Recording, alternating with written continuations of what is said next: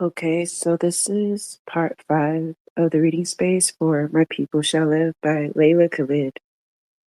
Of course, like always in the beginning of the space for those listening to the recording. Before we start the reading, I'm going to put some resources in the replies as well as in the Jumbotron. So just give me a few minutes and then we'll begin reading. I'm not sure if we'll finish this book today, but I'm going to try. And then we'll see what happens. So give me a couple seconds. Also, too, if anyone has any what do you call it? Any crowdfund posts to add to the replies, don't hesitate. I'm going to put a few in right now. Some crowdfunds that I bookmarked, as well as a couple of GoFundMes. Let me see.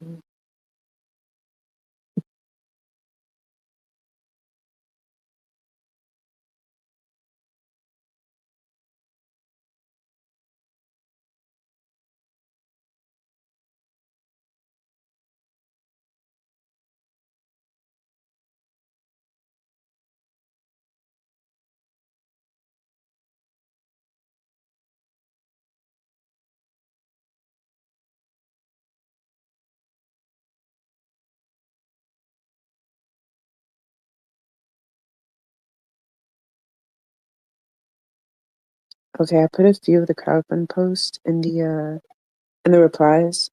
If y'all could boost them, share and support in whatever way possible. And again, if you know of more, um, yeah, don't hesitate to put them in there as well.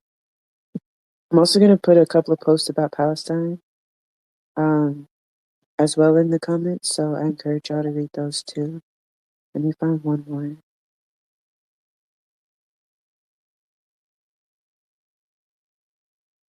Here's another one. Okay. So if you give me a couple more seconds, I'm gonna find the PDF as well as the previous threads, and then we'll get started.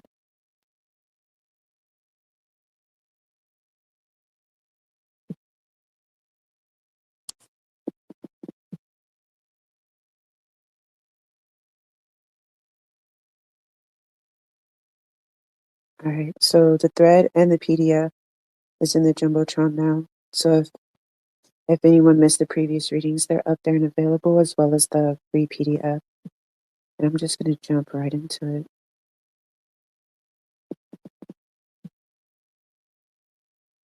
All right, so we're on chapter 6 or section 6, and it's called America in Jordan.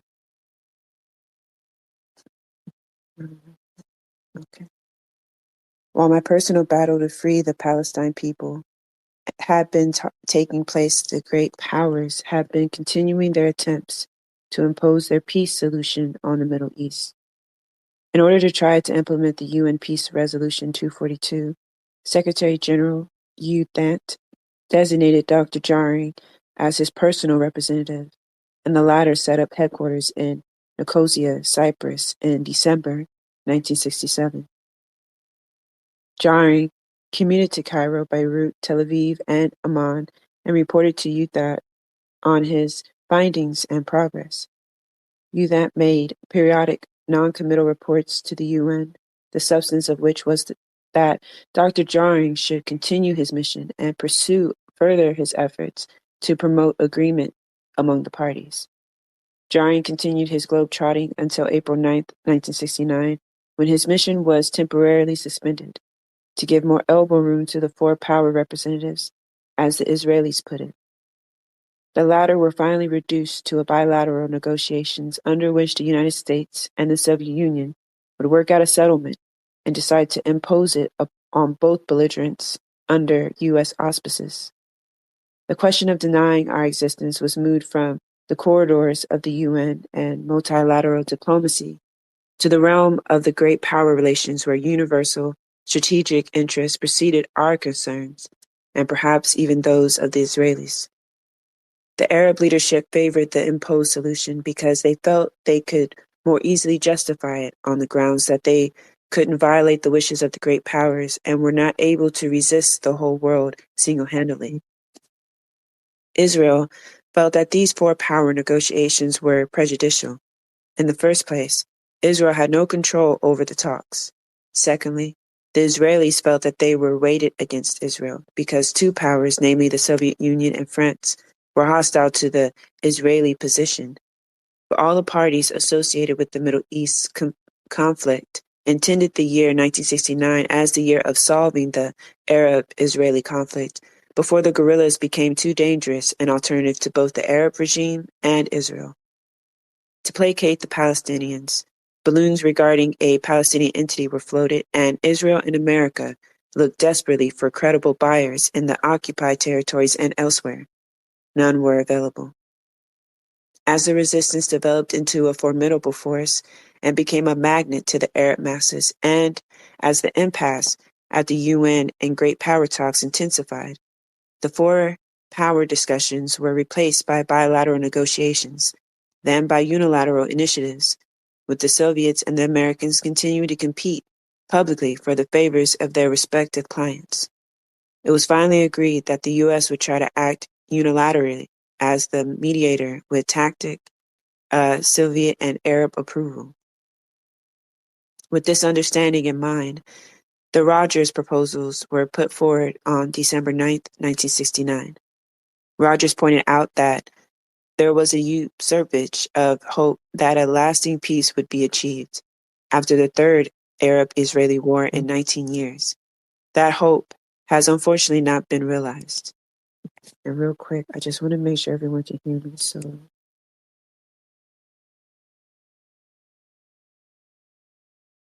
Rogers pointed out that there was a usurpage of hope that a lasting peace would be achieved after the third Arab-Israeli war in 19 years. That hope has unfortunately not been realized, he declared. But because the Middle East could easily again be the source of another serious conflagration, the U.S. felt it incumbent upon itself to try and avert war by interposing itself as an intermediary to help the parties to conflict overcome their legacy of suspicion and to achieve a political settlement. Rogers contended that the U.S. consulted directly with the Soviet Union, hoping to achieve as wide an area of agreement as possible between us. The decision of the U.S. to act in such a capacity, Rogers said, was made in full recognition of four important factors. First, we knew that nations not directly involved could not make a durable peace for the peoples and governments involved. Peace rests with the parties to the conflict. The efforts of major powers can help. They can provide a catalyst. They can stimulate the parties to talk. They can encourage. They can help define a realistic framework or agreement.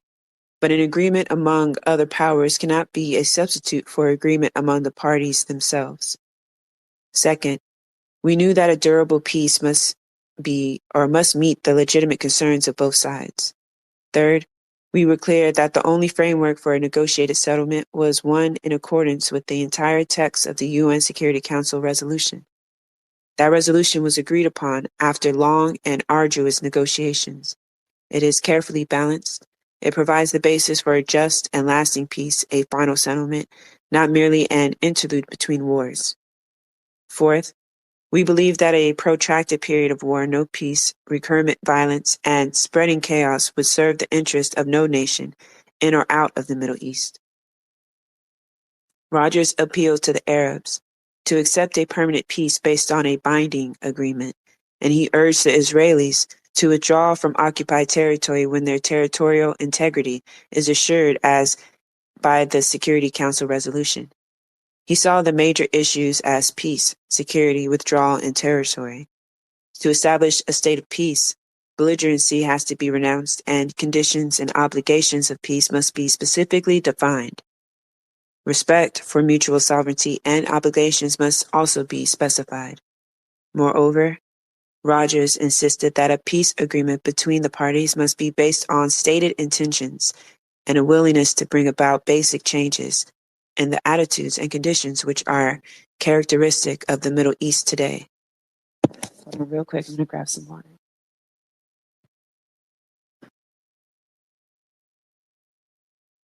All right. To guarantee the peace, further, There should be demilitarized zones and related security agreements worked on between the parties with the help of jarring. Rogers pointed out the need for secure and recognized boundaries and suggested that the demarcation line should not reflect the weight of conquest and should be confined to insubstantial alterations required for mutual security. On the question of refugees, he merely acknowledged the fact of the new consciousness among the young Palestinians, whose aspirations and desires need to be channeled away from bitterness and frustration toward hope and justice. Jerusalem, he said, Jerusalem, he said, should be a unified city with access to all persons, faith, and nationalities.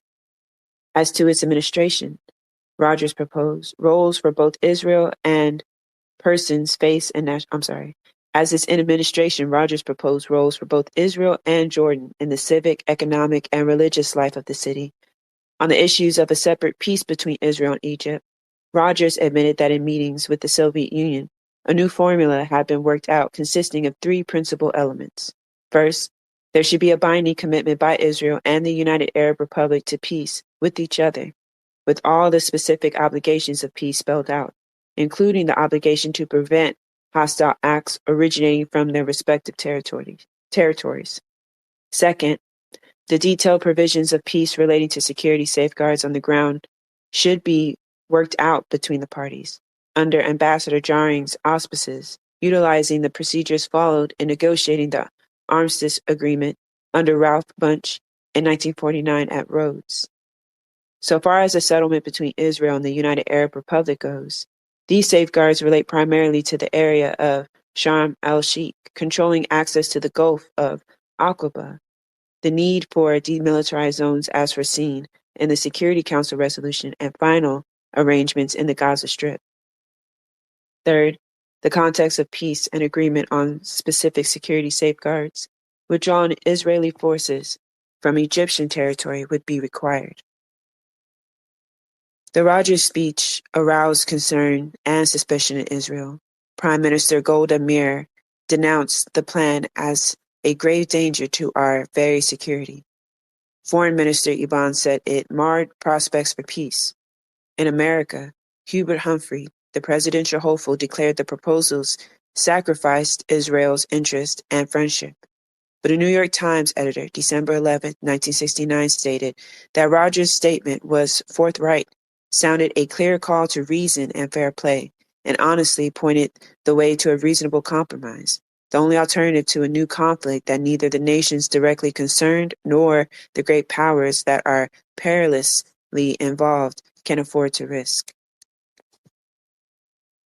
Since Israel dubbed the Rogers proposal as Arab appeasement, it unleashed the Zionist movement in America to agitate against the proposals and try to extract concessions from the government or coerce Rogers into retracting on such substantive points as insubstantial alterations of borders and a civic role for Jordan in Jerusalem.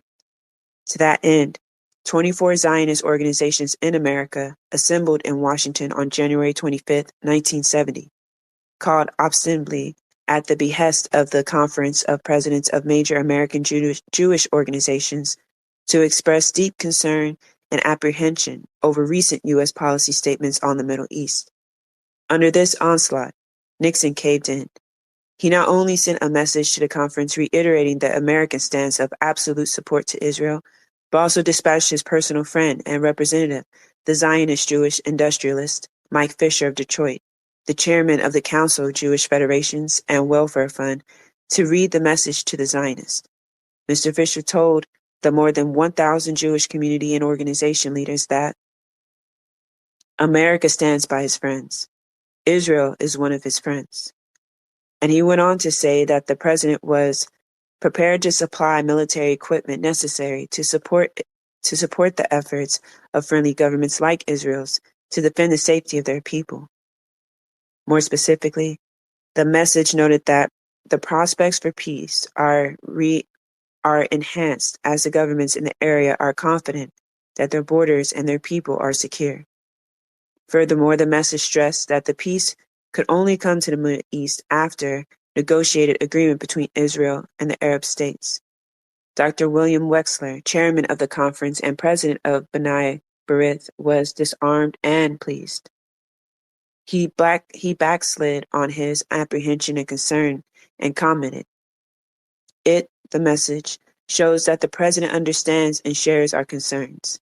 It indicates that he wants no further erosion in American policy. Wexler concluded by saying that the Jewish community's disagreement with the State Department was not over motivations or intentions, but over tactics. The Zionists did it again. They got an additional 24 Phantom planes to the 50 already delivered in 1968. Rogers was on the defensive, and there was no comparable Arab lobby to counter Zionist power. Meanwhile, on December 18, 1969, the U.S. draft proposal on a separate peace between Israel and Jordan with complete guidelines was communicated to both parties after consultations with the great powers. In considering the American proposals, one must keep in mind two factors: that Syria, whose Golan Heights are under Israeli occupation, is specifically excluded for the big power discussions; that Jordan is under obligation to crush the resistance movement before the proposals are carried out. Here is a summary of 11 points of the 10-page U.S. document. Point 1. The parties would determine procedures and timetable for withdrawal of Israeli troops from substantially all Jordanian territories occupied in the 1967 war. Point 2. Each country will accept the obligations of a state of peace between them, including prohibiting any acts of violence from its territory against the other. This would commit Jordan to the prevention of guerrilla raids. Point 3. The two countries would agree upon a permanent frontier between them, approximating to the armistice line before the 1967 war, but allowing for alterations based on practical security requirements and administrative or economic convenience. Point 4. Israel and Jordan would settle the problem of ultimate control over Jerusalem, recognizing that the city should be unified, with free traffic through all parts of it, and with both countries sharing in civic and economic responsibilities of civic government. Point 5. Jordan and Israel would participate in working out final agreements for the administration of the long unsettled Gaza Strip on the basis of a parallel accord to be reached by Israel and Egypt. Point 6. The two countries would negotiate practical security arrangements, including the delineation of militarized zones on Jordan's West Bank, to take effect with the Israeli withdrawal. Point 7. Jordan would affirm that the Strait of Tiran and the Gulf of Aqaba are international waterways open to shipping of all countries, specifically including Israel. And real quick, I'm mispronouncing a lot of these words, so if anyone knows the correct pronunciation, don't hesitate to hit up my DMs. I'd appreciate it. So, point 8.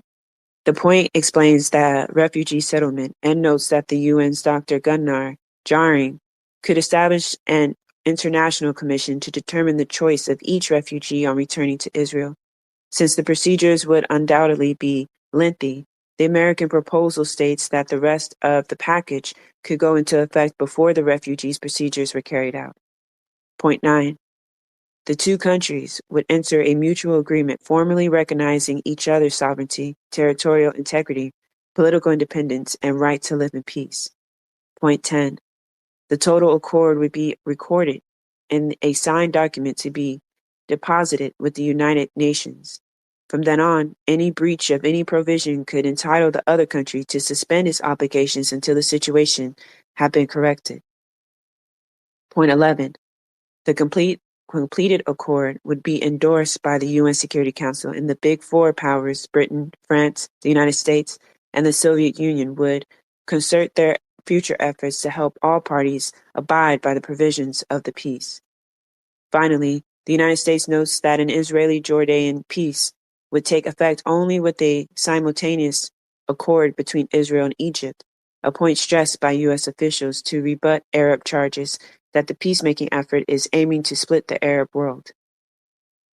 I believe the documentary evidence clearly illustrates America's grand design for the Middle East.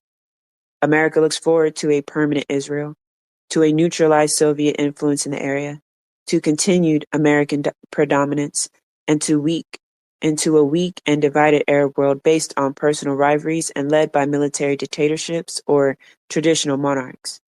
Furthermore, the proposal submitted by America for the purpose of achieving a durable peace postulates a non-Palestinian sovereignty, but America would accede to a Palestinian province under either Jordan or Israel or the joint trusteeship of both.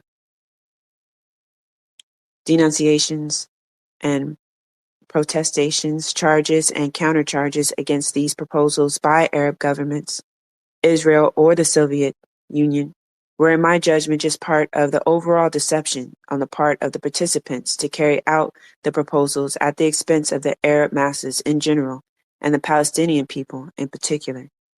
The problem remained of how Egypt and Israel would view the arrangement and each maintain its presumed superiority, and how the superpowers would respond to the demand of their client. It is true that an all-out conflict in the region could drag in the great powers, but if both have a prior accord not to intervene and to confront each other in the regional level, then whatever struggle is waged by mistake or calculation would not escalate into an all-engulfing war. Therefore, there is ample room for maneuvering by all concerned. It is only in this context that Israel's attempt to topple Nasir in the autumn of 1969 and winter of 1970 can be understood. The great powers supposedly counseled restraint, but the Israelis were bent on overthrowing Nasir as the only obstacle to the kind of peace they desired.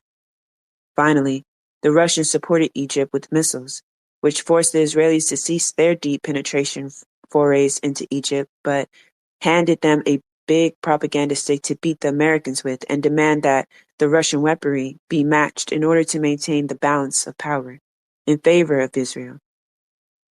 The Americans, never bashful about endorsing Zionism and its claims, joined a well-orchestrated worldwide Zionist campaign that argued that thousands of Soviet technicians and pilots had taken over everything in Egypt's military apparatus, from military training to manning the SAM missiles to flying combat missions against the Israelis.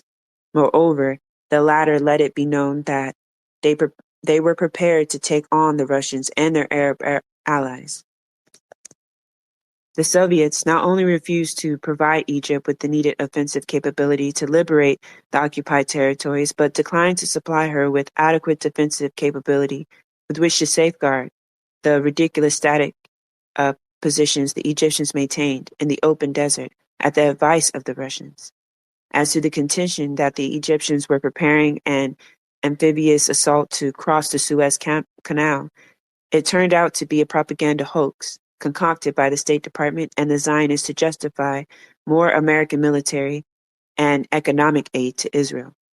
At no time did the Egyptians ever constitute a threat to Israeli air power or contemplate crossing the canal. All they sought was the limited objective of preventing the Israelis from roaming UAR skies at will. This, of course, didn't please Moshe Dayan and his American sponsors. Nasir's entire strategy was based on the retention of power, not the liberation of occupied territory, as his so-called war of attrition advocates proclaimed so ferociously. But surprisingly enough, he always stated that Palestine could only be liberated by force of arms. He nevertheless was reconciled to a Zionist-controlled Palestine base on June 4, 1967 borders. As a proponent of the political solution, he never deviated from that stance, except to make periodic bombastic speeches for Arab home consumption. Thus, while diplomats held secret sessions, counseleries exchanged aid, memoirs, and foreign ministers roved the world in search of peace based on justice, Hussein, as a sign of goodwill towards his Western friends, moved to the implementation phase of the Rogers proposal regarding an Israeli-Jordan peace, the planned elimination of the resistance. While these political machinations were going on, I was on a 3-month tour of the Arab Gulf and Iraq with a team of revolutionary stalwarts, Salah, the Palestinian labor leader and graduate of Syrian prisons for his pan-Arabist political work, Rashida Obida, the much-feared female underground fighter from the occupied territories, and Salim Isawi of the TWA fame, and the Talat, the revolutionary who, for 13 years, had terrorized the Zionists of Europe. The purpose of the tour was to spread revolutionary propaganda, as well as collect funds for the front. It was tremendous success. We not only reached and communicated with the Arab masses, but we learned a good deal about their concerns, especially their desire to oust the British from the Arab Gulf and to stop encroaching Yankee neocolonialism in the area. It was the poor, the workers, and peasants who received us and showered us with gifts, not the oil kings or the political advisors of the local bandits. We returned to Amman in early February to the vortex of counter-revolutionary conspiracy. King Hussein had just arrived from Cairo after extensive consultation with the frontline states. He appeared to be in a belligerent state of mind as he made some strong statements threatening dire consequences if the Israelis did not carry out Resolution 242. Yet, he immediately promulgated several restrictive decrees which in effect banished the resistance from the cities, closed down its newspapers, and banned its political assemblies. A showdown was inevitable. First of all, we decided to break the siege that Hussein had imposed on the cities. Each sector of the resistance took the necessary countermeasures. I was assigned to go to Scholar camp near Zarqa to give public lectures against Hussein's decrees and to explain to our masses that Hussein's actions could not be separated from those of the U.S. and Israel. Other comrades carried the front's political line to all the camps in Jordan. Hussein retaliated by shutting off the camp's water and electricity, a deed was going to repeat in September with devastating effects on the poor. We challenged his position and called for demonstrations throughout Jordan. His goons tried to disrupt our public meetings and stir up riots, but most of them met revolutionary justice. Tensions was rapidly mounting as I returned to Amman and was ordered to go and give another public lecture at Jebel al-Taj school. When I arrived with a few comrades, we discovered that the audience had been dispersed by Hussein's troops and the air bristled with the sound of machine guns. The front's local commander advised us to go back to Wahad camp until further notice.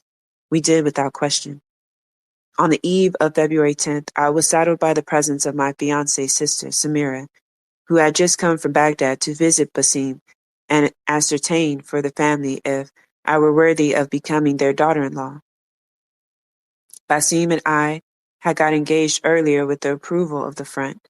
Neither family was consulted before the announcement. Samira had no military training, and I had no place to keep her at a safe distance from the battlefront. I was worried about her.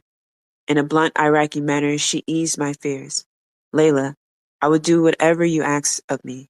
I, too, am an Arab, and I want to fight. Happily, I said, all right, come with me to Jebel Aman to deliver some messages. I picked up a gun and a hand grenade and took a taxi. As we climbed uphill, we saw a burning military jeep and heard exchanges of gunfire. Some brothers from Fatah stopped us and warned us it was too dangerous to go any further. The driver ordered us out of his taxi, saying he wasn't ready to die. I tried to persuade him to continue. He didn't yield. Samira was infuriated. She denounced him as a shameless coward. The poor fellow said he had 8 children to support and left us after refusing to accept the fare. The brothers from Fatah reported that the whole area was aflame and people were being evacuated. One of them recognized me and said the battle had already started. Get back to Wahat camp, Leila. I showed him the grenade and assured him I was ready to fight. He grinned and said, come with me. Let's phone the military bureau and tell them that all signs indicate that Hussein is about to launch a murderous attack against us. We did. Then Samir and I returned to Wahat camp to report on developments. Upon our arrival, Dr. Habash ordered us to prepare petrol bombs to use against Hussein's soldiers. I went to the nearest patrol station to purchase some petrol. The attendant said I could have all the petrol I wanted and refused to accept a single fills for it. We spent practically the whole night making bombs and distributing them among our guerrillas. Since the front had no weapons supplier, we had to rely on our own resources and on weapons we captured from the enemy. Comrade Nadia, a lady squad commander recently appointed to the region, discovered that we were low on ammunition and weapons, and without informing anyone, led her squad in 5 military operations on Jordanian police stations, netting over 80 weapons and hundreds of rounds of ammunition without a single casualty. At midnight, Comrade Solifa and I volunteered to go to Jebel Aman to inspect our positions and get first-hand reports on Hussein's moves. The leadership agreed, on the condition that we traveled in civilian clothes. Before we left, however, we insisted that Dr. Habash be placed in a more secure place, elsewhere in Amman. He objected strongly. Why should I live if you, Safa, and Leila are prepared to die for the cause? We left silently and returned to Wahat camp very late that night. No sooner had we fallen asleep when we were awakened by the music of submachine guns and the roar of Hussein's artillery. Each fighter immediately assumed his or her assigned task. I had to go to the mosque with Comrade Wahad to start broadcasting the battlefield news and urge our masses to rally to the defense of the revolution. February 10th, 1970, was the first massive attack on the resistance since November of 1968. The battle raged on all day, but Hussein's troops were unable to break through our impenetrable positions. Amman was under fire from all directions, but the resistance stood up to Hussein's fearlessly, and he was forced to back down after the first full day of fighting. Sporadic fighting continued for about a week, however, and hundreds of people were killed and maimed. The resistance sustained a number of gravest losses. The front suffered the loss of Abu Talat, one of our most courageous commanders. Abu Talat's assassination by Hussein intelligence services saddened the whole resistance movement and strengthened our resolve to fight against the Hashemite despot. Abu Talat was given a hero's funeral. Thousands accompanied his cortege to the cemetery. As we bid him goodbye, Ramziya, wife of Abdul Mohsin Hassan, a martyr killed by the Israelis in Zurich, Switzerland, delivered a brief, moving oration without shedding a tear. Abu Talat, you live. 3 children survive you. Abdul Mohsin left me with 9. Both of you left 12 guerrillas for Palestine to carry on the torch of her freedom. I assure you, we shall recover the land for which you died at the hands of dastardly criminals. Fallen hero, we salute you. You died in battle wearing your boots. You set an example to the Palestinians and all oppressed everywhere. May your kind multiply 1,000-fold. Embrace the earth whence you came and melt into the eternity of Palestine so that her soil may be further nourished by the blood of martyrs and heroes. You live because the revolution will live. Hussein's barbaric onslaught against the resistant forced its various contingents to make a preliminary attempt at unifying its ranks. Thus, the unified command was born in the midst of streams of blood and under the chains of Hussein's U.S.-supplied tanks. However, no concrete revolutionary strategy was agreed upon, and no united action was attempted, although many comrades were killed or wounded because of the lack of concerted action. By May 6, the resistance normally adopted the strategy of the front in order to stave off the multilateral plot that was being engineered to destroy the resistance. Meanwhile, Hussein saw the writing on the wall. He rescinded his decrees in a magnanimous gesture of Arab solidarity and explained the reaction of the resistance to his decree as a misunderstanding. His Western apologists explained Hussein's statesmanship as a means to avert a civil war, to head off a bloodbath, because he did not want to be a hated prisoner in his palace, and because it does not seem in Hussein's character nor to be his concept of kingship to contemplate such a state of affairs. Nevertheless, it was admitted that Hussein had been urged for months by the U.S. Embassy in Amman to have it out with the Palestinians. One second, let me grab something to drink.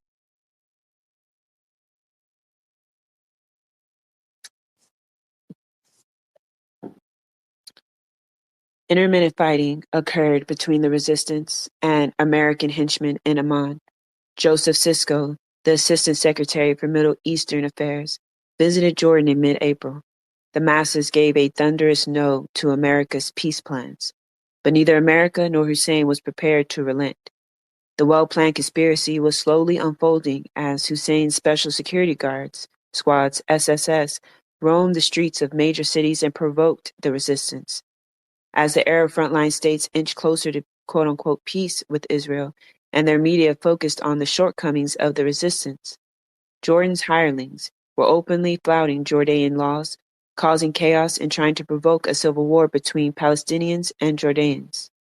The Popular Front for the Liberation of Palestine foresaw the implications of such a policy, which exploited the major weaknesses of the resistance, a weakness brought about by Fatah's right-wing leadership, and immediately launched a counteroffensive, calling on all citizens to unite under one banner.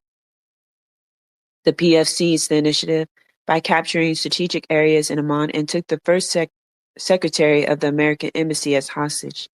To isolate and expose the corrupt elements that stood behind Hussein and his CIA advisors. Under pressure from the resistance, we released him, but the counter-revolutionary violence intensified rather than diminished, contrary to the resistance expectations.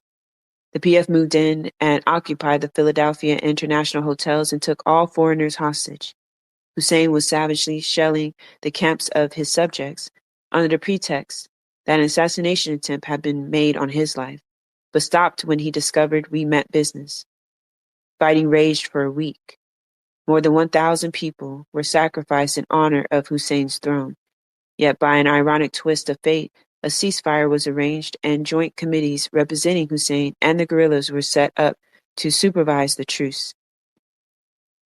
The massacre, in the best American tradition of explaining conspiracies away, was finally blamed on the anger of a single isolated person, General Zeid bin Shaker, whose sister was allegedly killed by a guerrilla prior to the start of fighting. Both he and Sharif Nazir, the uncle of Hussein, resigned their generalships, and Hussein assumed sole command of his armed forces. The events of June showed that Fatah had not learned its lesson. We missed the opportunity to dispose Hussein when we had the confidence of the people and the power to defeat his fragmented forces. Between June and September, Hussein consolidated his forces, purged wavering elements, and eliminated all potential disloyal Palestinians in the higher echelons of his armed forces. Fatah, as the largest commando organization, was faltering. During June, it became clear to all that the backbone of the resistance was not leading, but following the masses. The Popular Front, needless to say, took the initiative and forced the other groups in the resistance to follow its lead. Well thought out strategy and imaginative leadership held sway. The Popular Front was progressively becoming the new alternative, the new magnet of the oppressed, the vanguard of the Arab social revolution. Arab reactionary and progressive regimes began to distinguish between honest revolutionary Fatah and terrorist revolutionaries with imported ideology, the Popular Front. Hussein insolently declared that it was the front's behavior, not his criminal bombardment of defenseless refugee camps, that shamed the Arab people. The masses were not deceived. They knew who the enemy was and applauded our action when we valiantly defended our fortresses and the camps with courage and without compromise on the negotiation table. The front and its deed became synonymous. Everyone knew we were deadly serious revolutionaries, not revolutionaries seeking a peaceful political solution.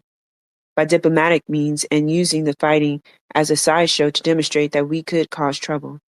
The masses were for liberation, not capitulation. They rallied behind their front as the exponent of the doctrine of people's war and protracted armed struggle. The line of demarcation between enemy and friend of the people became even sharper in the spring of 1970. The masses knew that Hussein and the Arab reactionaries were an integral part of the enemy camp. What the masses had been indoctrinated into believing was that the Arab progressives stood for liberation, and the nationalist pan-Arabists waved for the revolution, a wave that challenged imperialism, Zionism, Arab reaction. In the fateful spring, The progressives unmasked themselves as they admitted peace gestures to Washington and Tel Aviv with Moscow's approval. By September 1970, their peace strategy and attempts to liquidate the resistance were clearly evident. By July 1971, they became abundantly clear as Sadat ditched Nazirism and unleashed a war of attrition against the Popular Front from the august halls of Cairo University. In his May Day 1970 speech, Nazir stated that the opportunity for an Arab-American rapprochement was rapidly fading. Instead of the usual abuse directed against the United States, he said that America was one-sided and biased in favor of Israel. Then Nasir invited America to repair its relations with the Arabs on the basis of Scranton's even-handedness of December 1968. Clearly an invitation to America, the Zionist accomplice, to act as an intermediary in the Arab-Israeli conflict. Nasir thought he was putting America on the defense. He was in for a surprise when Rogers answered him affirmatively on June 19th. Rogers resuscitated the old doctrine of peace based on justice. Diplomatic flirtation was carried on for a month. Then came Nasir's historic bombshell. On July 23, 1970, on the 18th anniversary of the revolution, he accepted the Rogers proposal for peace in the Middle East. Nasir agreed not to just peace with Israel as a long-term objective, but also to the cessation of the war of attrition, an arms freeze, and Israel's non-withdrawal from occupied territories prior to negotiations. Nasir's quote-unquote brilliant diplomatic tactic, as his confidant Muhammad Hassanein Hikul labeled it, sent a shockwave through Arab revolutionary ranks. The contradictions of Zionist society, as Nasir had foreseen, came to the open. Galil, the right-wing party, quit the national coalition when Israel accepted the ceasefire. The Arab states, with the exception of Iraq and Algeria, gave verbal support to Nasir's peace offensive. Journalists hailed Nasir's statesmanship. The Palestinians, the worshippers of Nasir and Amman, and in occupied Jerusalem and major West Bank cities, went through the streets shouting, "Nasir is a coward. Nasir is a traitor." Nasir's image was tarnished, but he remained the idol of the masses. However, when he expelled Palestinian students from the Egyptian universities, closed down Fatah's broadcasting station, and ordered his allies in the resistance to support his position publicly and to try to eliminate the Popular Front, Nasir's stock plummeted. If he was not completely exposed as a Yankee collaborator, his actions created gnawing doubts in the minds of his erstwhile admirers. The die was cast. The revolutionary embryo was alone.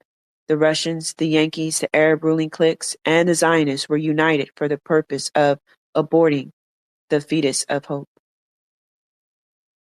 In July 23rd speech, President Nasir proclaimed Egypt's aims: Israeli withdrawal from all occupied Arab territory and recognition of the legitimate rights of the Palestinian people. "We do not want war for war's sake," he said. "We want to liberate our land. We want the rights of Palestine people. We have accepted the American proposals presented by Secretary of State William Rogers. We do not see anything new in them. We have accepted them in the past. It is Israel who rejects them. Israel drops 1,000 tons of bombs on us. Yet, when modern Soviet weapons arrived in Egypt, a full attack was made, and no American newspaper mentioned that Israel has 72 missile bases for defense. What does that mean? Does it mean we have no right to defend ourselves when Israel has such a right, and a right to attack us?" The crucial implication of Nasir's stance, the destruction of the resistance movement as a precondition to peace, was not admitted. Nasir insisted that Egypt had a right to sue for peace and the Palestinians had a right to fight for the liberation of their country. Two contradictory rights. Nasir's decision to accept the Rogers proposal had a demoralizing effect on the Arab world and a devastating impact on the resistance. Notwithstanding, Ad Aram reports to the contrary. Within 2 weeks of the ill-conceived pronouncement, a ceasefire order was issued and began on August 7, 1970. The expected coexistence between Zionists and Arab did not materialize. The resistance was the main obstacle. It had to be crushed before the elder statesmen of Zionism and Arabism marched hand in hand to the altar of Solomon's Temple and Omar's Mosque. Joint efforts to contain the resistance were mounted. Funds stopped pouring into Fatah's coffers. A worldwide propaganda war against the resistance was declared. The movement of resistant groups across frontiers was carefully monitored and gravely curtailed in strategic areas within Jordan. Hussein, with Arab silence therefore approval, immediately launched his systemic liquidation campaign against honest and terroristic revolutionaries without distinction. It was hoped that this latest campaign would be the final assault before the reign of peace descended on the Middle East. The front waited long enough to let every Arab leader, every friend and foe, show his hand. Some Arab leaders denounced Hussein's policies. Others silently wrung their hands. Most applauded his stand on law and order. Then the front decided to implement its offensive strategy. The resistance as a whole should have taken the offensive, but it didn't. My comrades, and I were on our way to Europe to declare international war against the concerted efforts of the superpowers, Zionism, and the Arab states to smash the Arab social revolution and thereby the revolution of the Third World and the oppressed everywhere in this globe. I went to Frankfurt in the full knowledge that we, the Palestinians, the children of despair, and now of revolution, were carrying the torch of freedom and human liberation on behalf of humanity. If we failed, America would have succeeded in reversing the tide of the world revolution, with the notable exception of Vietnam. Our minimum objective was the inscription of the name of Palestine on the memory of mankind and on the mind of every self-respecting libertarian who believes in the right of the subjugated to self-determination. Furthermore, we hoped to arrest the fascist terror in Jordan and reveal the contradictions of Arab society. We were out to strike at the heart of the oppressor. This next section is section 7. We speak for lost humanity. And let's see. I'm going to try to make this the last space, so I think I can finish it. So let's see how it goes. 1 second, let me grab something to drink. All right. We speak for lost humanity. The Popular Front and its manifold institutions is a miniature of the Arab world we hope to build. Each member must therefore learn to serve the common good and do its utmost to help the front attain the liberation of the Arab man and his Zionist foe. That's a quote from George L. Buckeye.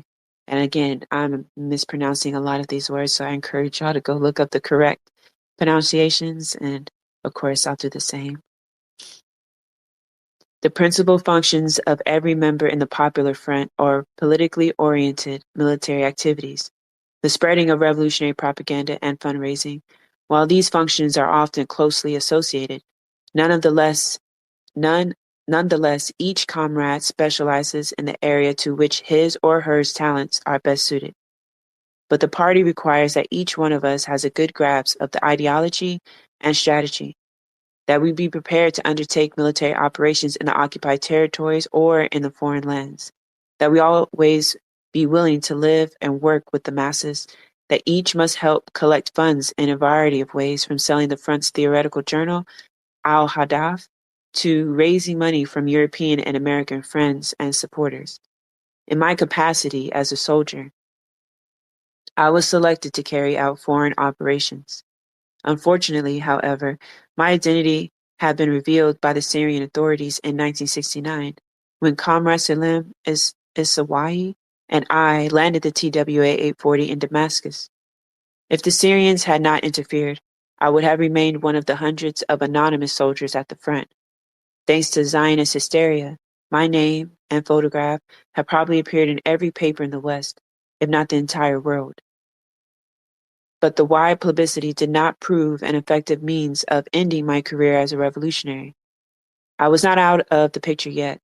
While many members of the front thought I was working in Ibrid in the spring and summer of 1970, and my family thought I was still in Egypt, I was in fact training in Camp Commandeer and El Al Plain. Oh, I'm sorry, I read that really wrong. I was in fact training to commandeer in El Al Plain. Details of the training must still remain secret. After the first hijacking, I was elected to the Central Committee of the Front, a position that has not diminished but increased by my obligations. In the Front, the higher one ascends in its organizational hierarchy, the more responsibilities one has to assume. There are none of these celebrities in the Front who perform innocuous bureaucratic functions and are surrounded by kowtowing assistants. In early March 1970, I left Amman for an undisclosed destination where I underwent 3 plastic surgery operations so that I could continue our planned military operations. It was difficult at first to find a doctor ready to put his medicine at the service of the revolution. After extensive searches, a physician was found who was anxious to help, but he couldn't understand why a prospective husband would want to see his wife's face disfigured before he married her. He must be nuts, the good doctor insisted. Nuts, we agreed. But please operate, we said. The doctor shook his head, booked an obstetric, booked a hospital, and reached for his, I don't know this word, sysletics? Sysletics, maybe. It was March 13, 1970, when the first face twisting was performed. It was extremely painful. Since I refused a general anesthetic, I could see as well as feel the thrust of the needles. I suppose people in the West will conclude that I must be a I know this word. What's that word that people like torture for, but get sexual gratification? Masochistic? Oh, boom. Masochistic. But I assure them that I am not. I have a cause higher and nobler than my own. A cause to which all private interests and concerns must be subordinated. Here, then I lay on the operating table while my comrades were being tortured, my sisters being raped, and my land pillaged. For 20 days after the first operation, I had to live on liquids. I felt terribly weak. Since the operation was a secret, which less than a half dozen people knew about, I languished in a hospital with no visitors to break the boredom. I spent my days watching the comings and goings in the maternity ward across the hall. To complicate matters, my nurse spoke neither Arabic nor English. She was Armenian, and we could communicate only by sign language, a situation which didn't help my painful face. Happily, no one in the hospital recognized me. But one day, when I was calling for a nurse, a man who was visiting his wife in the room next door walked in to help. He recognized me and called me by my first name. I denied that I was Leila. He didn't believe me. When I left the hospital, I gave his new daughter a necklace made of bullets and wished her a long, long revolutionary career. 0 hour was approaching rapidly, yet more surgery was required to complete my beauty treatment. 2 more operations were performed, the last a few days before the scheduled hijacking. Most of my comrades were already in Europe waiting to meet me. Suddenly word came through that everything must be postponed to avoid confrontation with Jordan. I was a little disappointed, but not disheartened. The Israelis and their allies, however, were a vigilant and sleepless enemy.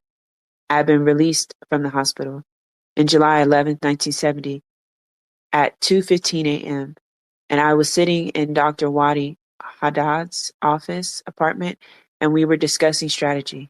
His wife and child were asleep in the next room. From out of nowhere, a volley of rockets struck the bedroom. Neither of us was hurt. We reached for our guns. Then, in the midst of flames, his family burst out of the bedroom screaming and bleeding. The electricity failed. We panicked momentarily as we tried to extinguish the fire. I grabbed 8-year-old Hani, and ran up and down the stairs shouting, "Fire! Fire!" Hani was bleeding from the chest and his feet looked squashed. A neighbor invited us to take refuge in her apartment and call the fire brigade. I was anxious, but Hani was absolutely calm and silent. He forced a smile and said to me, "Leila, revolutionaries of the front ought to not be fearful. You ought to be ashamed to be frightened." I was a little shocked by the reminder from this child revolutionary, and I pounced on him and carried him outside to take him to the hospital. I stopped a cabbie who refused to transport us, and I spat in his face. Suddenly, Abu Dakar, or Dardak, a member of the front, appeared on the scene, and away we went to the American University's hospital emergency ward. As I rushed in with Hani in my arms, blood covering both of us, I cried, "Find me a doctor, please." Within minutes, a doctor was there, but before he even looked at the child, he callously inquired if I had the money to pay for the treatment. I shrieked at him, "Are you a doctor or a carpet salesman?" He firmly explained that AUB a hospital, not a charity center. "Since you are in business, take me for ransom, but please look after the child," I begged. At that moment, Dr. Haddad and his wife stormed in looking for their child. His mother was almost hysterical. The American doctor recognized Dr. Haddad, a fellow MD. He was taken aback and apologized profusely. His apologies fell on deaf ears. I voiced my threats loudly. "Yankee doctor, the revolution will make AUB's hospital a hospital for the poor, and your kind of doctor will have to be disbarred or sent back to America." He flashed a barefaced grin and said, "I'm sorry." The attack on Dr. Haddad's apartment strengthened our resolve to fight the enemy with all the power at our command. We were much more determined to die for the cause than ever before. The sight of the apartment in flames was constantly on my mind as I flew to Frankfurt in August. In Frankfurt, I stayed at a moderately priced hotel whose owner turned out to be Jewish. He greeted me in Arabic, and I hesitated momentarily before replying, then casually reciprocated his greetings, pretending that I was a non-Arab. He persisted in talking Arabic to me, and boastfully announced, "I am a Jew, you know." I promptly replied, I am an Arab, and I am not against the Jews. I'm against the Zionists and the people who occupied Arab territory. He countered, agreeably, "I am a Zionist for religious reasons, but I am not interested in politics." Our confrontation ended. I went upstairs for religious reasons. I went upstairs to my room and stayed put until the following morning.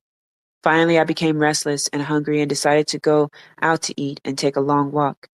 My Jewish friend was at the desk. He greeted me volubly and asked if I would like to go to Amsterdam on a trip he was organizing for his guest. I smiled, declined the invitation, and rushed out to fetch some food. On the way, I purchased several English newspapers. All were filled with news from Jordan, and some had editorial comments on the impact of the Rogers proposal on the Arab world, Israel, and great power relations. Practically every paper I read speculated on forthcoming hijackings. I felt uneasy at first, but then relieved when I read that the hijackings were supposed to be taking place in Zurich and elsewhere, not in Amsterdam. I was obsessed with the idea of my mission. I rehearsed it on the hour, every hour of my waking days. I roamed the city of Frankfurt for a few days, bored with the waiting. Then I went to Stuttgart, briefly, and on to Amsterdam. Our rendezvous maybe, was history, with history was approaching. All plans had to be translated into action. History was ours to write. Patrick Argello was to write it in blood. I was not so honored. I met Patrick Argello for the first time in September 1970 in front of the air terminal at Stuttgart.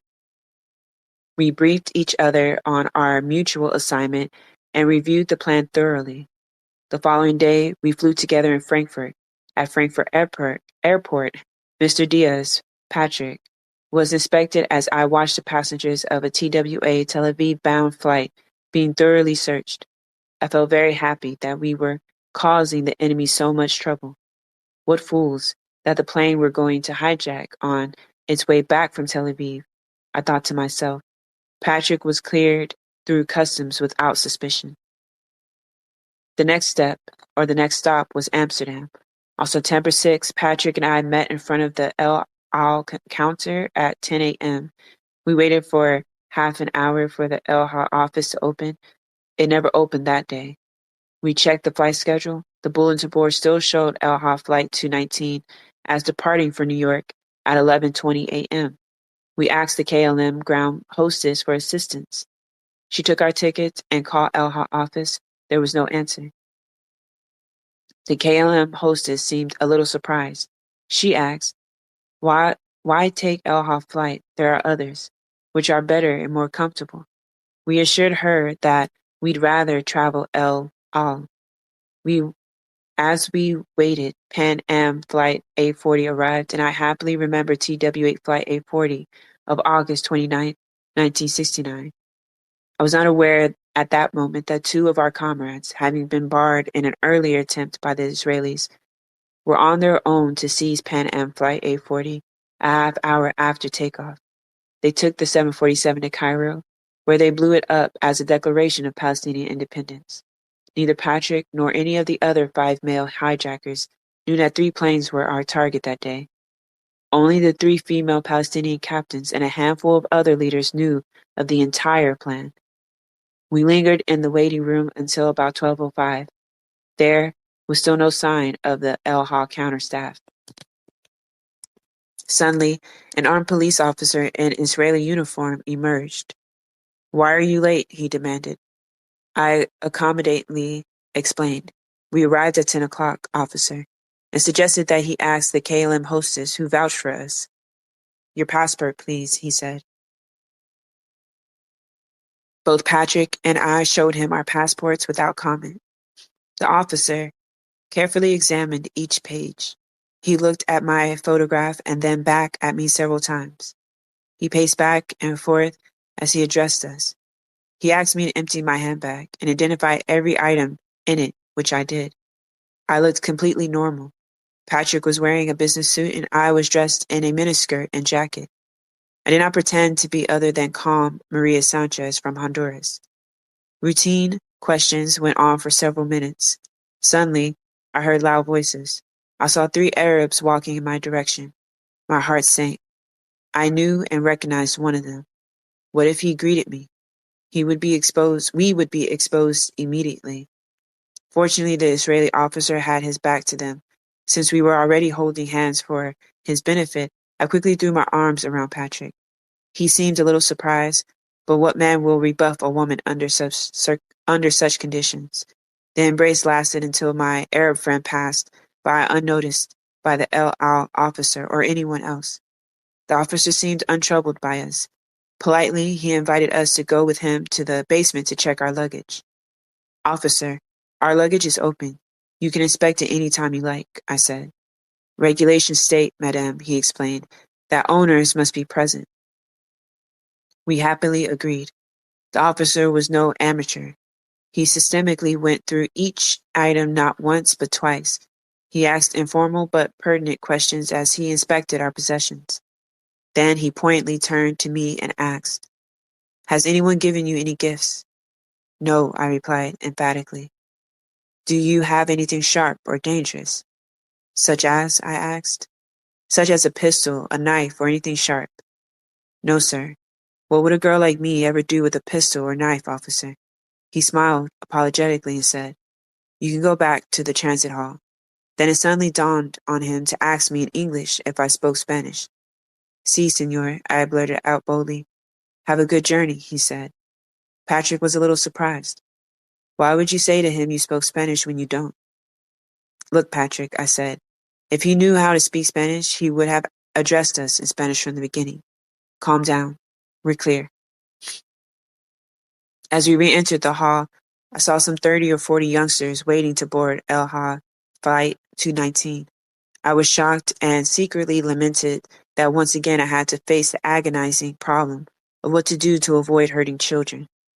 I love children, and I know they are free from guilt. Although I remember the children of Palestine napalmed by the Israelis and Dr. Haddad's child running out of his flaming room. I nevertheless vowed to do my utmost not to jeopardize the lives of the passengers needlessly. I sat, semi-paralyzed for a few seconds, wrestling with the moral issues of our action. Meanwhile, Patrick was walking around the hall trying to spot our 2 comrades.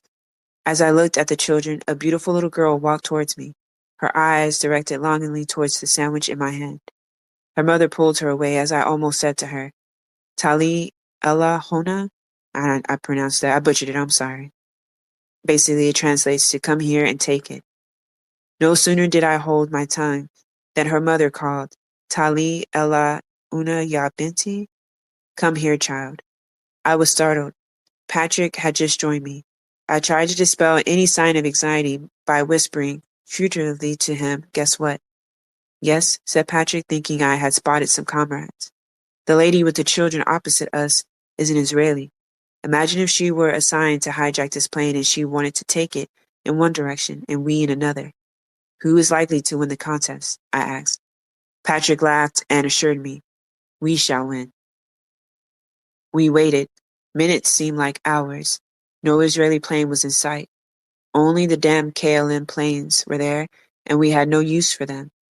The jumbo jet had taken off at 11:30. It was now a little after 12. The Israeli officer reappeared, and we went through the same routine inspection.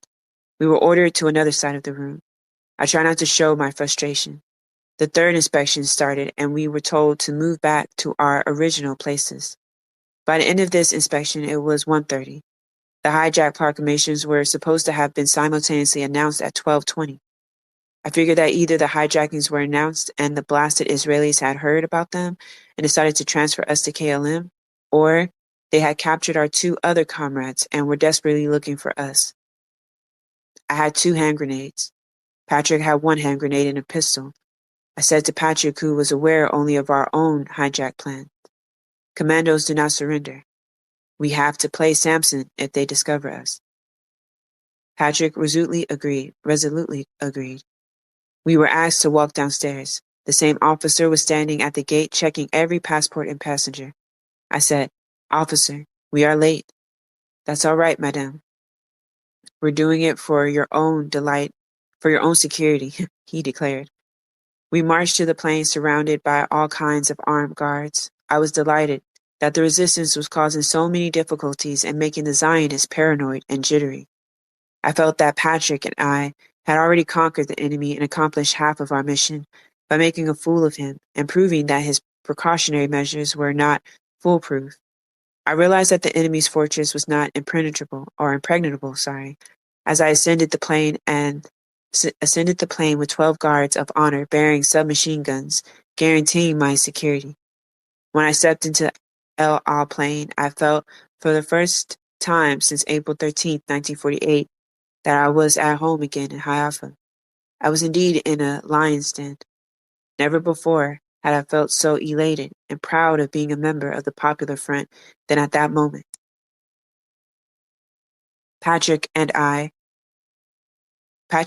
searched for 2 empty seats. We were moved around twice until we were finally seated together in the second row of the tourist class. We heaved a sigh of relief as a hostess asked if we were comfortable. I was exhilarated and looked forward to the second half of our mission. Patrick seemed a little frightened as El Al finally took off around 1:30. Patrick knew me only as Shadiah.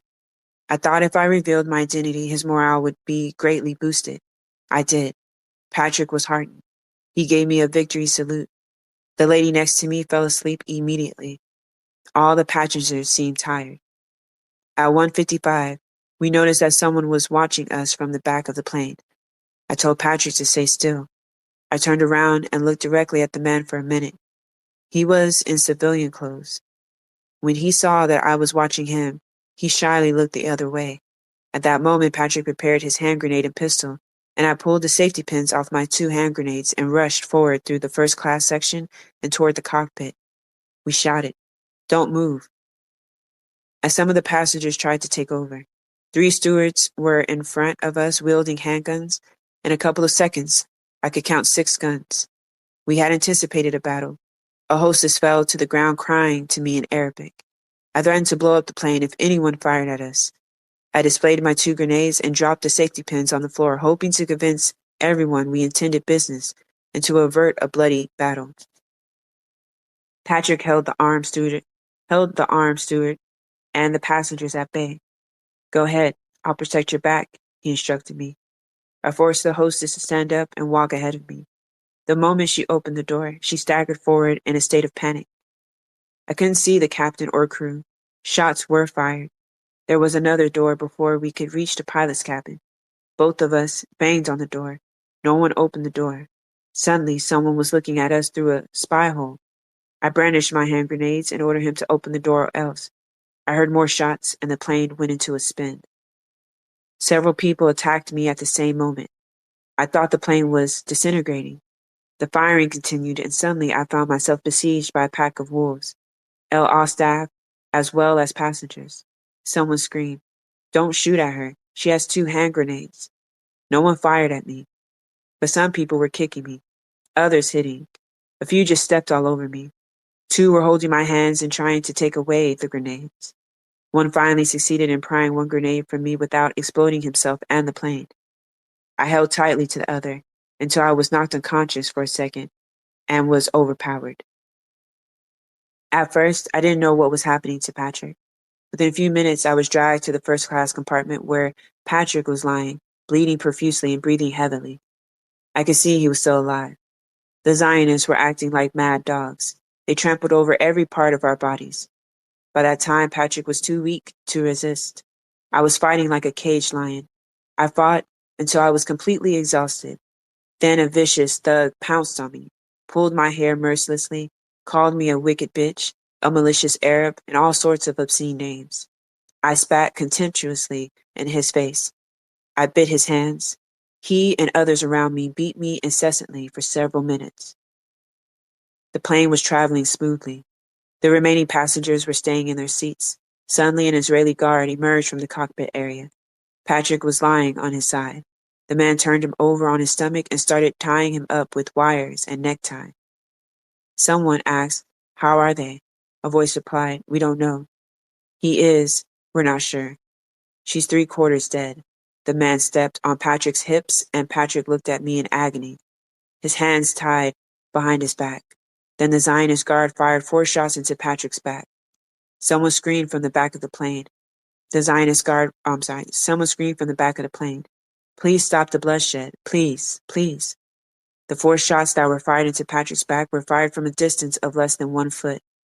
Patrick looked at me, gave me a deathly smile, and bid me an eternal goodbye. Then came my turn. I was tied up in the same fashion, hands behind my back, my feet and legs immobilized with wires. I expected to join the ranks of our martyrs as Patrick had just done, but the Zionists did not execute me. I was certain they were not moved by any humanitarian concern or by pleading voice from the back of the cabin. They needed me for display purposes in their human zoo in Israel. I presume they wanted a witness to testify to their bravery, a prisoner to torture and to extract confessions from. As they finished tying me up, the pilot announced, "We are going to Tel Aviv." Yet within minutes, I felt the plane descend and then touch down. As it hit the runway, I fell off my seat and my bodyguard fell on top of me. He pulled me back up, shouting obscenities and kicking me ruthlessly. The passengers disembarked. I could hear the sound of an ambulance outside. 2 uniformed officers walked in. I didn't know where we were. Another officer walked into the first-class compartment where I was being held. He demanded that I be turned over. An Israeli officer declared, "She is our prisoner. Get out of here.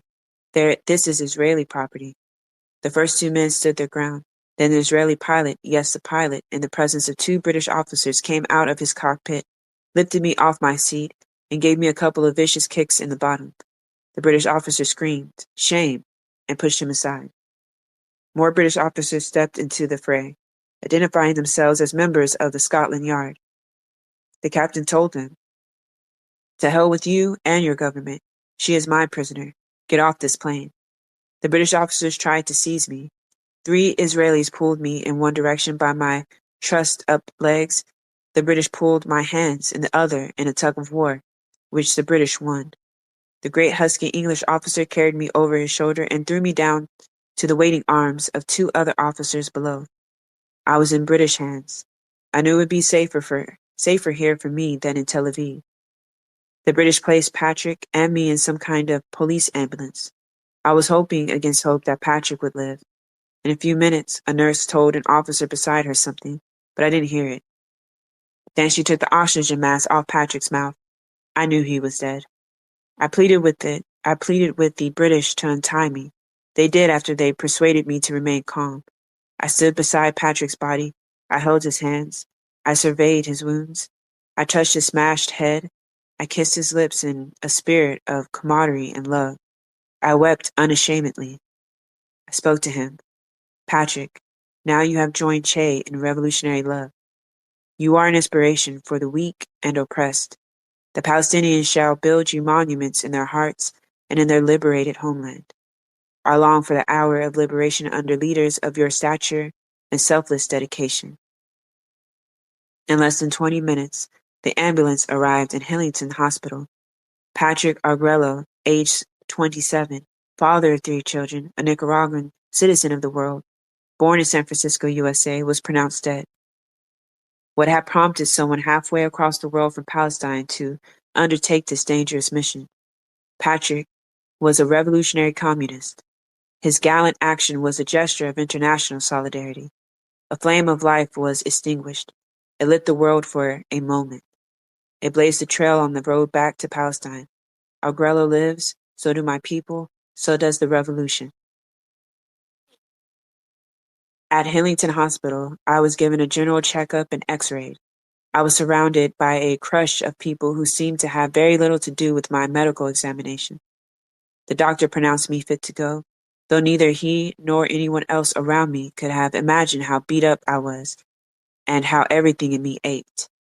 I was asked by someone who didn't look like a nurse who I was. I said, I am a commando from the Popular Front for Liberation of Palestine. This is not a name, a voice shouted. That's my name. I do not wish to talk further. As people wandered around trying to extract confessions from me or statements, the familiar face of a journalist appeared in the crowd, but I couldn't place him. He must have recognized my voice immediately. He said, That's Leila. A police officer said, What Leila? That's Leila Khaled, the girl who hijacked the TWA last year, the journalist replied. Are you sure? Yes, I am. The officer asked if Leila was my name. I smiled but refused to comment. I was taken to West Drayton police station where I spent the night. Here the police tried to interrogate me. I absolutely refused to utter a single word beyond, I am a commando from the Popular Front. Unless they agreed to recognize me as a commando and treat me as a war prisoner. At West Drayton, the only unpleasant incident was when an immigration officer came in with a sheaf of papers and read me all sorts of legal instructions and informed me that I was refused legal entry to Britain. I said, Wonderful. Release me now. He said no and wanted me to sign his ridiculous papers and acted as if I were some kind of British outlaw. I ordered him out. The first 2 nights were a nightmare. I worried about what was taking place in Jordan and what had happened to the other planned hijackings. I felt terrible because I had failed to seize and retain Al-Fight gig, and I felt shattered over the death of Comrade Argello. These 2 thoughts were constantly on my mind. I couldn't sleep for an hour without waking up, finding myself engaged in another make-believe battle. I was lonely and exhausted. I said very little to the women who constantly accompanied me. The only relationship I had with them was, What time is it? A question posed as frequently as I could to ease my boredom. But one guard provoked me. Why did you do it? It's a monstrous act, she said. I left without being able to explain to her why. However, she was kind to me and assisted me when the police moved me to Ealing. She put a blanket over my face and wished me well. I was moved to Ealing Police Station on September 7th. Here, I was placed in a cell by myself. 2 women officers guarded me. At first, both seemed to resent me. We exchanged few words. I refused to eat. I only smoked and drank black coffee. I asked to see newspapers. They said I could read a woman's magazine if I wanted. I said no thanks. On September 8th, I met Chief Superintendent Freer and Inspectors Bruce and Laidlaw. I said to them, I will talk if I am recognized as a commando. They agreed on the condition that I would tell the truth. Freer asked, What's your name? I answered, Leila Khaled. Freer said, That's a lie. Khaled said, Then what is my name? Freer stated, Khaled is an assumed name. I stated, My assumed name is Shahida Abu Ghazala. She was one of our great fighters. Freer interrupted me. Oh, please, don't. I don't know that word, sorry. It's Harangue. Harang, maybe? Oh, I butchered that one. Answer questions specifically. He showed me a pistol and asked me to identify it. I said it was one of several Israeli pistols brandished in my face. He showed me a pistol which I later found out had been Patrick's, but since I hadn't seen it before, I said I didn't know to whom it belonged. He didn't believe me. He then demanded, "How did you obtain those strange bodies?" referring to the hand grenades. I answered him tersely, "They were given to me by the PF. Who issued this passport to you?" "The PF," I said. "Where were you going to take the plane?" "Somewhere." "Where?" "Somewhere," I insisted. "Who is Abid Rahim Jabir?" Now I brightened up and decided to deliver my first brief speech and refused to talk further if I were stopped. The officer sensed my determination and remained silent. Jabir is a Palestinian hero in Zionist dungeons. He is one of our underground commando leaders who struck terror in the heart of the enemy and throughout his cities. Before he was captured by the enemy on September 21st, 1968, he fought courageously until his ammunition ran out. He held the enemy until most of his comrades managed to disappear in the face of American-made helicopters. He lived among the peasants of Palestine, and he organized and trained them and spread revolutionary ideas. His most daring act was his challenge to General Sharif Nazir, uncle of King Hussein. Sharif Nazir was addressing a Jordanian platoon before the reactionary regime dispatched them to Yemen to help with counter-revolutionary attempt to restore the disposed eminent there. Jabir stood up to Sharif Nazir and said, "Instead of sending us to Yemen to fight UAR troops and Yemeni radicals, why not send us to Tel Aviv to fight the real enemy of Palestine?" Sharif Nazir, who was quick with the gun, found Jabir a quicker. Jabir was dishonorably discharged, but upheld his dignity. I could tell you a lot more about the operations he masterminded in the occupied territories, but I want you to understand one thing.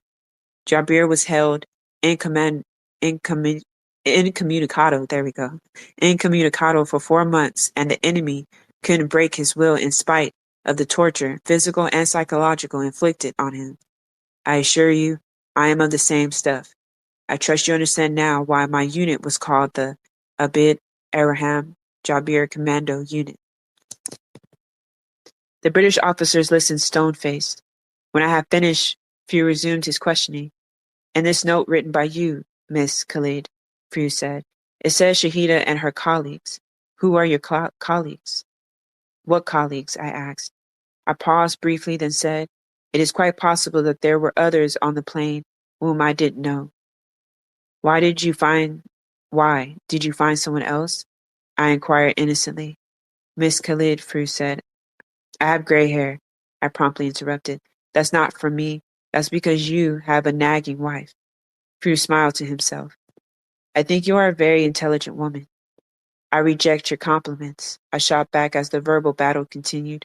I tried unsuccessfully to appear indignant, and told the trio that as an Arab Palestinian woman I refused to accept compliments from fascist pigs who held me as prisoner.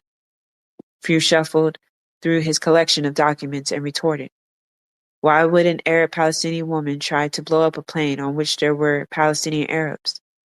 I was not antagonized. "Oh," I said, "you have already decided that I'm guilty of a crime that wasn't even committed before giving me the benefit of a British trial in court?" "All the witnesses said you tried to blow up the plane." "Mr. Freer," I said, "they are a bunch of Zionist liars. Besides, why don't you hold a public inquiry and let every one of the witnesses be cross-examined?" He cleverly interjected, "Do you think you're a coward, Miss Khalid?" "Look," I replied, "I had orders to seize the plane, not to blow it up. I am no kamikaze pilot. I care about people. If I wanted to blow up the plane, no one could have prevented me." "Where did you board the plane? In Tel Aviv?" Fear inquired.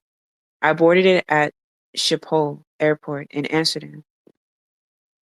"How many other hijackings did you plan?" "None." "Two others have taken place," he informed me. Surprised and pleased, I tried not to show my reaction to his statement. Then Free said to me, "The Israelis have asked for your extradition. Would you like to be extradited to Israel?" I didn't know the meaning of the word extradition and asked him to explain the implications. He did, and added, "If you're extradited, the Israelis are likely to torture you." Well, Mr. Fuhrer, then you know about Israel's torture chambers, brainwashing sessions, and physical shaming. That's good. I'm glad you know. I think others should too. Anyhow, if I'm extradited, I will only be number 20,001. Just a statistic, I assure you. I won't break down under Zionist torture. I insist you're a very intelligent girl, Fuhrer declared. I insist I do not accept your compliments. Give me a cigarette and a drink of water, please, I said humorously. In this relaxed atmosphere, I told the officers that I had committed no crime against the British, and I could see no reason why I was being kept in a British jail. They said they didn't know either. I asked if any Israelis were also held in jail. None, they said. I exploded. Why not? Don't you know they executed my comrade in cold blood? Your colleague was killed in battle. The coroner's verdict says his death was lawful homicide. Fuhrer pointed out. Shame on the British courts, I cried out. How could they make such a decision on the basis of biased evidence and without even interrogating me? It is the Star Chamber all over again. This time it is directed from Tel Aviv and Washington. The atmosphere became tense as I gazed furiously at each officer. I muttered, "That's British justice," as they filed out. I was taken back to my cell. I had an intense headache that evening. The guards watched me closely as I marched back and forth restlessly. On September 9th, Mr. Fuhrer visited me once again. He asked where I would like to go if extradited. I said to my homeland, Palestine. I demanded that I be released immediately and threatened dire consequences if the British continued my detention. That very day, at BOAC, VC-10 was hijacked. I knew my release was imminent. Mr. Fuhrer returned to tell me that evening that I must have known what was going on. I said, the front knows what it is doing. I need not wait for a recommendation of clemency from a British jury. On September 10th, the ghost of Patrick haunted me. I couldn't stay my tears. I couldn't eat because Patrick had died hungry. I remembered that every day and tried to stop eating to pacify myself. The matron tried to calm me. She was a kindly woman and gave me helpful advice. But feelings of sadness and anguish aren't something that can be erased by a few motherly words. I was cheered up a little, however, when I learned that the PF was demanding my return in exchange for BOAC passengers. Mr. Fuhrer came in to inquire about Patrick's passport and asked, "Who was your partner, Leila?" He had closed the door behind him. I said, "My name is not Leila, but Miss Leila Khaled, a commando from the Popular Front. Is that clear, Mr. Fuhrer?" He was surprised that I was being so formal. I chuckled and tantalized him further. "According to your own rules, you have no right to be here in the absence of another female companion. By the way, when will I have the pleasure of facing British justice?" Fuhrer was confused. He mumbled a few incoherent words and withdrew to reopen the door. He was somewhat apologetic as he asked if there was something he could do for me. "Yes," I said. "I would like to knit sweaters for our commandos. Would you be kind enough to provide me with some wool and needles?" He promised to try but didn't think the rules would allow it. I requested a pencil and a piece of paper. He gave me a 2-inch pencil. Though I felt drowsy and had a toothache, I penned my first note to Patrick. "Today is day 4 since we embarked on our immortal journey. Your spirit fills me with hope that the cause we embraced is just and honorable. You have given your life for a people you didn't know, for a people continents apart from your homeland, for a people who haven't seen your photograph. Though I know you not, I know you more than any other man I encountered in my life or any other hero I read or dreamt about. I always longed to know people who love others more than themselves. I always admired men who sacrificed their lives for their cause of liberty. I always adored people who walked naked before the sun, not fearing its scorching rays, and said no to the enemies of light, life, and progress. In dying for Palestine, you have become the symbol that lightens our impression. You have also become the joyous burden that propels us onward to end that oppression. In joining our struggle for dignity and peoplehood, you have given us a lesson in international solidarity and brotherhood and cemented the bond of affection between the people of Latin America and the people of Palestine. You wrote history by shedding your blood for others. You united continents by your all-encompassing spirit. You ascended to the realm of Olympian gods by your life-inspiring